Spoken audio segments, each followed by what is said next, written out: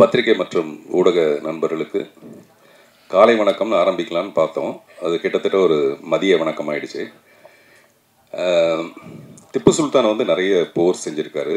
அவர் எந்த போரில் இறந்தாருன்னு யாருக்காவது தெரியுமா அப்படின்னு கேட்பாங்க. அவர் செஞ்ச கடைசி போரில் தான் அவர் இறந்தார். அந்த மாதிரி இந்த கடைசியாக வந்து போர் பண்ண வர்றது மாதிரி தான் இந்த கடைசியாக வந்து பேச வர்றது கூட யூகிக்கவே முடியாத அளவுக்கு ஒரு பெரிய புத்திசாலின்னா அது வந்து யோகி சேது. அவர் உண்மையிலே ஒரு தடவையும் நம்ம அவரை பற்றின ஒரு கணக்கு வச்சுருப்போம், அவர் இவ்வளோதான் புத்திசாலியாக இருப்பாருன்ட்டு. பட் அது வந்து நம்மளுடைய இமேஜினேஷனுக்கு மேலே ஒவ்வொரு தடவை பேசும்போதும் அந்த மாதிரி தான். இந்த கற்றோரே காமூர் ஒரு மாதிரி உங்கள் மேலே பயங்கர காதல் சார்.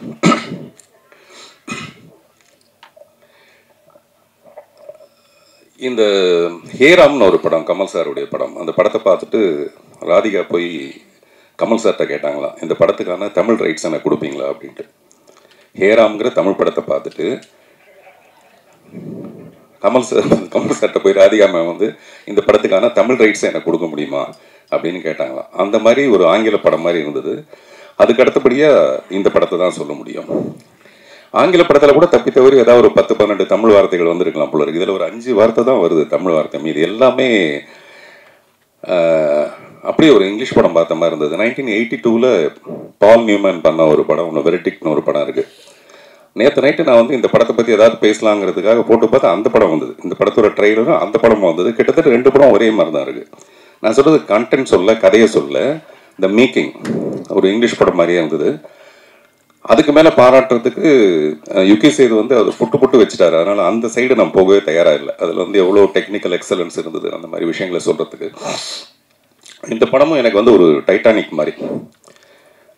டைட்டானிக் பேஸ் வந்து ஒரு கப்பல்.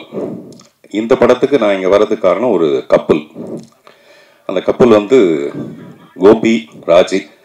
நீங்கள் எவ்வளோ அடக்கமாக இருப்பேன் பொண்ணுன்னு எனக்கு தெரியும், நீங்கள் அப்படியே மேடைக்கு வாங்க. ஏன்னா கோபி சொன்னார், நான் வீட்டுக்கு போக முடியாது சார், நான் பேசும்போது ராஜி பேரை சொல்ல மறந்துட்டேன், அதனால் கொஞ்சம் எப்படியா இருந்தால் என்னை காப்பாற்றுங்க. நிஜமாக ராஜி நீங்கள் மேலே வாங்க, கோபி 2 பேரும் வாங்க. சார் எனக்கு கொடுக்குற அந்த புத்தகத்தை கொடுங்களேன், எனக்கு கொடுக்குறதா இருக்குது. அந்த நல்லா பேசினா தான் கொடுப்பீங்கன்னா அப்படி கொடுக்க முடியாது, எனக்கு இப்போயே கொடுத்துருங்க. கோபி, ராஜி 2 பேரும் மேலே வாங்க.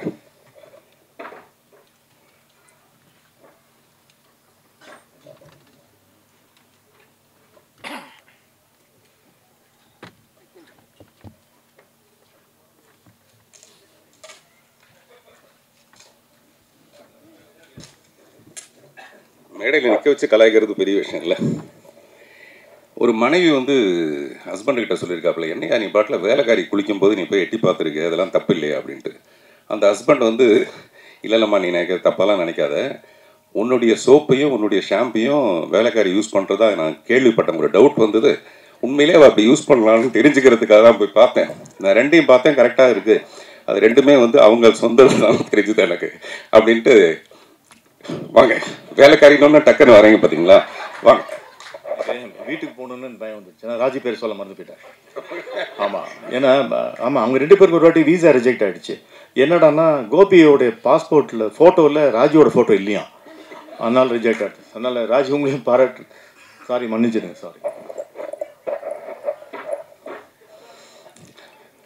நான் வேலைக்காரின்னு ஒன்றா டக்குன்னு இறங்கி வந்துட்டார், மேலே வந்துட்டார் போல இருக்கு அப்படின்னு நினச்சேன் நான். இல்லை நீங்கள் நல்ல வேலைக்காரன், அதுக்காக ஷாம்புன்னு வேறு ஏதாவது வந்தது எனக்கு அப்படி நிறைய வரும்னு தெரியும் நமக்கு. இல்லை எதுக்காக சொல்ல வரேன்னா, இந்த மாதிரி ஒரு சமாளிக்கிற பொசிஷனுக்கு நடுவில் நேற்று நான் கோபிக்கிட்ட சொன்னேன், சார் நான் வந்து இந்த படத்தோட ட்ரைலர் எனக்கு அனுப்புங்க பேசுகிறதுக்காக. நான் மெசேஜ் அனுப்பிச்சேன், அவர் கேட்கல, தெரியல. அப்புறம் ஃபோன் பண்ணி சத்தம் போட்டேன், என்ன சார் அவங்களுக்கு அது புரிய மாட்டேங்குது, அது உடனே எனக்கு அனுப்பிச்சிருக்கலாம்ல. இல்லை சார் எனக்கு இருக்கிற வேலையில் இந்த இதெல்லாம் பார்க்கறது ரொம்ப கஷ்டமாக இருக்குது, இதே வேறு ஒரு பக்கத்தில் கையில் பிடிச்சிட்டு இருக்க வேண்டியதாக இருக்குது இந்த ஃபோனு அப்படின்னா. நான் சொன்னேன், அதுக்கு யாராவது ஒரு பொண்ணை வச்சுக்கங்க சார் பக்கத்தில் ஹெல்ப்புக்கு, அப்படிலாம் வச்சுக்கணுன்னா நான் என் ஒய்ஃபுக்கிட்ட கேட்கணும் சார் அப்படின்னு. எனக்கு தெரிஞ்ச ஒய்ஃபை கேட்டு வச்சுக்கிற ஒரே ஒரு ஆள் வந்து கோபியாக தான் இருக்க முடியும். கோபியோட ராஜ்யம் இப்படி பிரமாதமாக இருக்கிறதுக்கு காரணமே ராஜி தான்.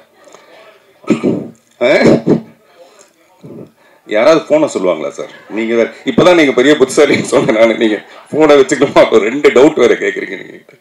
ஸோ இப்படி எதுக்காக சொல்லனா, இந்த மாதிரி ஒரு கப்பல் அமைகிறது ரொம்ப ரொம்ப கஷ்டமான ஒரு விஷயம். ஒரு ஃபியூ இயர்ஸ் வந்து அப்படி இருக்கலாமே தவிர, கடைசி வரைக்கும் பொண்டாட்டி பேச்சையே கேட்டுட்டு ஒரு புருஷன் இருக்கிறாங்கிறது அந்த போராட்டம் வந்து கோபிக்கு தான் போய் சேரும். அந்த மாதிரி நம்ம எங்கேயோ ஆரம்பித்து வெறும் கோபிராஜோட உண்மையிலேயே அவங்க 2 பேரும்கிட்டையும் ஹாசினி சொன்ன மாதிரி அவங்ககிட்ட ஒரு பொறுப்பை ஒப்படைச்சிட்டோம்னா டெஃபினட்டாக அவர் வந்து முழுக்க கோபி அதை பிரமாதமாக படுத்திடுவார். சில பேர் படுத்திடுவாங்க, பட் இவர் பிரமாதப்படுத்திடுவார். வரலட்சுமி அது பெரிய வரம் அவங்களுக்கு. அந்த நடிப்பு டைரக்டர் வந்து அங்கே ப்ரெஸ் எல்லாம் கூப்பிட்டு வச்சுட்டு நீங்கள் கேள்வி கேளுங்கன்னு சொல்லிட்டு கேட்குறாரு. அவங்க கேட்குறாங்க, அதையும் கேட்குறீங்க அப்படின்றாரு இவர். நான் சொன்னேன், நீங்கள் தான் கேட்க சொன்னீங்க, அதுக்கப்புறம் கேட்காம என்ன பண்ணுவாங்க அப்படின்ட்டு. அதில் அவர் சொல்கிறாரு, ஒரு டேக் வந்து ஒரே டேக்கில் ஓகே பண்ணிட்டாங்க, ஒரு ஷாட்டை ஒரே டேக்கில் ஓகே பண்ணிட்டாங்க. இந்த படத்தில் நிறைய ஷாட் இருக்குது, அது ஒரு டேக்கில் ஓகே பண்ணிட்டாங்க. ஆனால் ஒரே ஒரு டேக் உள்ள ஒரே ஒரு ஷாட் உள்ள இரவு நிழல் படத்தை ஒரே டேக்கில் அவங்க ஓகே பண்ணாங்க. நான் சொன்னது 2 மணி நேரம் படம். கிட்டத்தட்ட நாங்கள் 85 நாள் நாங்கள் ரிஹர்சல் பண்ணிவிட்டு கடைசியில் ஒரு 4-5 நாளைக்கு முன்னாடி தான் வரலட்சுமி கூப்பிட்டு அந்த மாதிரி ஒரு ரோல். எனக்கு உண்மையிலேயே ரொம்ப பயமாக இருக்குது. அவங்கள வந்து சப்போஸ் அவங்க தப்பு பண்ணிட்டாங்கன்னா மறுபடியும் ஒரு ஒன் மோர் போகணும். அதனால் எனக்கும் பதட்டம், அவங்களுக்கும் பதட்டம். ஆனால் அதை ரொம்ப பிரமாதமாக பண்ணாங்க. அது ரொம்ப பெரிய ஆச்சரியமான ஒரு விஷயம். அதே மாதிரி இவ்வளோ அமௌண்ட் ஆஃப் இங்கிலீஷ் நான் பேசினது இல்லைன்னு சொன்னீங்க. ஆனால் எவ்வளோ அமௌண்ட்டுன்னு மட்டும் சொல்ல, இந்த படத்துக்கு இவ்வளோ அமௌண்ட் வாங்கினேன் அப்படின்னு கூட சொல்லலை நீங்கள். அது வந்து ப்ரொடியூசர் கொஞ்சம் அதிகமாக கொடுத்துருப்பாருன்னு நினைக்கிறேன். அப்புறம் ப்ரொடியூசர் வந்து ரொம்ப நிஜமாகவே ரொம்ப அண்டர் ப்ளே பண்ணியிருக்கீங்க நீங்கள். வழக்கமாக ப்ரொடியூசர் நடிக்கிறதுக்காக தான் நிறைய படம் எடுப்பாங்க. அப்படி இல்லாமல் இந்த படத்துக்குள்ளே நமக்கு என்னவோ அதை மட்டும் நம்ம பண்ணலான்றதும், அப்புறம் யுகி சேது மாதிரி ஒருத்தர் நீங்கள் உண்மையிலேயே நல்லா நடிச்சிருக்கீங்கன்னு சொல்கிறதும் பெரிய ஆச்சரியமான ஒரு விஷயம். நானும் அவரும் சில நேரத்தில் போய் சொல்லுவோம், பட் இந்த மேடையில் அப்படி போய் சொல்ல விரும்பலை. அதே மாதிரி சுஹாசினி மேம் அவங்களுடைய நடிப்பை பற்றி எல்லாரும் பேசுவாங்க. ஆனால் ஒரு அழகின்ற ஒரு திமிரு இந்த உலகத்திலே ரொம்ப அதிகமாக உள்ளது வந்து சுஹாசினிக்கு மட்டும்தான். பார்த்திபன் எனக்கு இன்னைக்கு 50 வயசு பார்த்திபன் அப்படின்னு எனக்கு ஒரு ஃபோன் பண்ணி சொல்லுவாங்க, எனக்கு இன்னைக்கு 50 வயசு அப்படின்னு. நீங்கள் யோசிச்சு பாருங்கள், எல்லா பெண்களும் ஒரு 28 வயசுக்கு அப்புறம் வயசை மறந்துடுவாங்க, நம்பரை மறந்துடுவாங்க, சொல்ல மாட்டாங்க. 50 வயசுலேயும் ஒரு பெண் வந்து எனக்கு 50 வயசு ஆகிடுச்சுன்னு சொல்லணும்னா அப்போ தன்னுடைய திமிர் மேலே எவ்வளோ பெரிய ஒரு அழகு இருக்குங்க. பாரு, நான் 50 வயசில் எவ்வளோ அழகாக இருக்கேங்கிறது. அந்த மாதிரி ரொம்ப செல்ஃப் கான்ஃபிடென்ஸ்னால் அப்படி ஒரு கான்ஃபிடென்ஸு. எனக்கு மணிரத்னத்து மேலே லவ், மணிரத்னத்துக்கு சுஹாசினி மேலே love. AS = B, B = C, then AS = C, அந்த மாதிரி. So we love you all. Director இந்த படத்தில் ஒரு பாட்டு எழுதுறதுக்காக என்னை வந்து சந்தித்தார். அப்போ அந்த சுச்சுவேஷன் சொன்னார். அவர் சுச்சுவேஷன் சொல்லும்போது எனக்கு இளையராஜா சார் சொன்ன ஒரு ஞாபகம் வருது. இளையராஜா சார் ஒரு மேடையில் சொல்கிறாரு, கண்ணதாசன் வந்து உட்காந்துட்டாராம். அந்த டைரக்டர் வந்து சுச்சுவேஷன் சொல்கிறாரு. சொல்லும்போது கண்ணதாசன் வந்து அப்படின்னு துப்புறாராம். அவர் சுச்சுவேஷனுக்காக, அவர் டைரக்டர் சொன்ன சுச்சுவேஷனுக்கு துப்புறாரா இல்லாட்டி உண்மையிலே வாயில் போட்ட வெத்தலை பார்க்க துப்புறாரான்னு தெரியலன்ட்டு ராஜா சார் ஒரு ஜோக் அடிக்கிறாரு. அந்த மாதிரி சம்டைம்ஸ் வந்து அந்த சுச்சுவேஷன் அப்படி இருக்கும் பொதுவாக.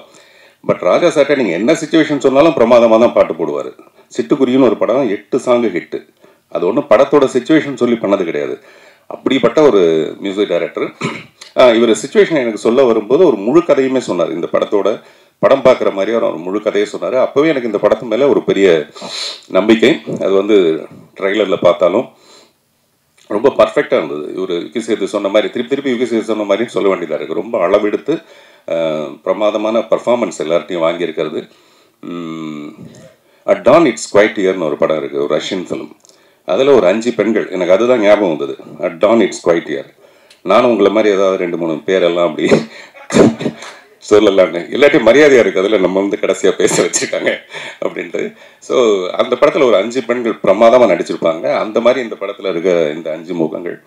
அப்புறம் இந்த படத்தை பற்றி பாராட்டுறது, நம்மளே அதை பற்றி நிறைய சொல்லிகிட்டு இருக்கிறதுக்கு பதிலாக டெஃபினட்டாக நீங்கள் ஒரு நல்ல வேர்டிக்ட் இது கொடுப்பீங்கன்னு நம்புகிறோம். பொதுவாகவே இப்போ படங்கள்லாம் வந்து it may release, it may not ரிலீஸ்னு ஒன்று இருக்கும். மே ரிலீஸ், மே நாட் ரிலீஸ்னு. அப்படி இல்லை, இந்த படம் May 30 அன்னைக்கு ரிலீஸ். வாழ்த்துக்கள், நன்றி.